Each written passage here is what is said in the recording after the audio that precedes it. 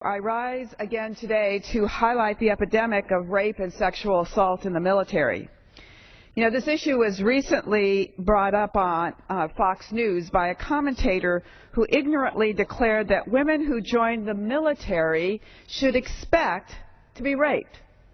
Yes, believe it or not, this was what the commentator said.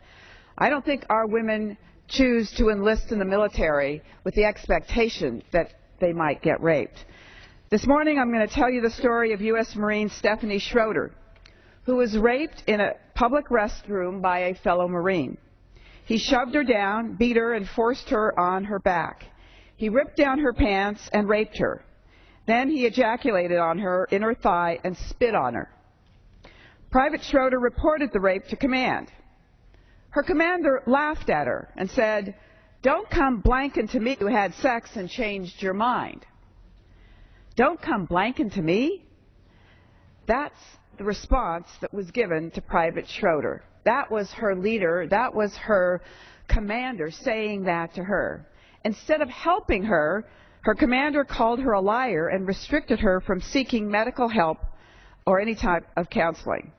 And what's worse is that her commander did nothing illegal. The military judicial system allows commanders complete discretion for handling cases of rape and sexual assault.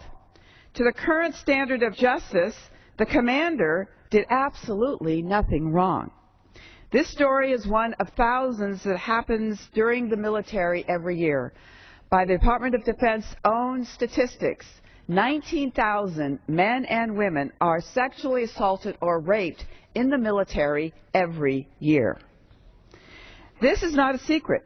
Congress and the DoD have worked on this issue for a quarter of a century, but very little has changed. The issue has been treated like a game of tag. Congress calls a hearing and then tag. DoD submits a report. Then tag. Congress has a hearing, then tag. DoD has a press conference about a new report. The game goes on, but no real changes actually occur.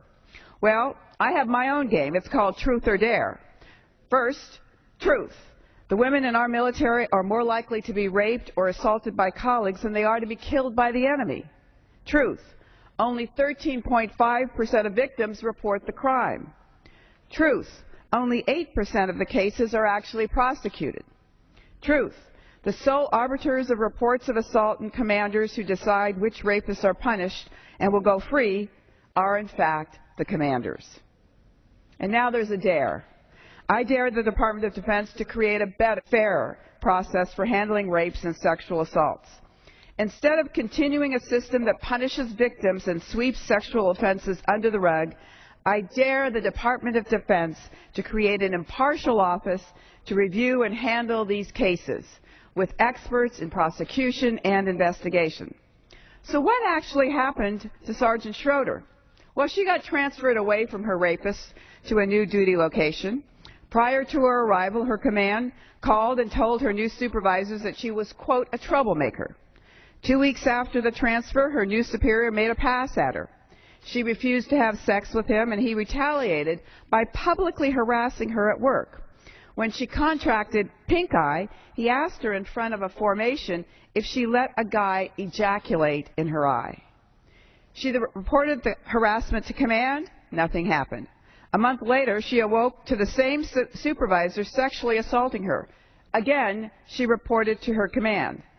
This time, the command took action against Private Schroeder. She was disciplined for having a man in a room. Private Schroeder, the victim of sexual assault, was punished after a sex offender broke into her room and harmed her. Private Schroeder learned not to report crimes committed against her, so 6 months later, when she was sexually assaulted again by a Marine in a truck, she told no one how he attempted to have sex with her, or how, when she refused, he began to masturbate in front of her and locked the doors so she could not leave. He said, "Show me your tits and help me masturbate, and you masturbate for me." This is outrageous conduct that should not be allowed in our military. For now, victims of rape and sexual assault must follow the chain of command, even if their commanding officer chooses to ignore the problem. We need to overhaul this system. I've introduced H.R. 3435, the STOP Act, that would take these cases out of the chain of command and create an office in the military that will handle